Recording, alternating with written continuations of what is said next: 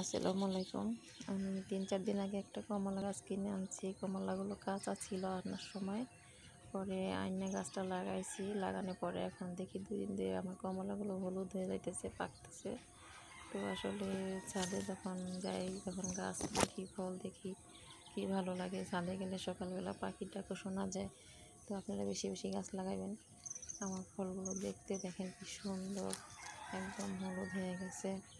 তো এটা খাইতে অবশ্যই অনেক মজা হবে, তবে আমি খাবো না এগুলো। আমি পাখিদের জন্য রাখছি। ছাদে পাখি আসবে, গাছে বসবে, ফল খাবে, আমার অনেক ভালো লাগবে।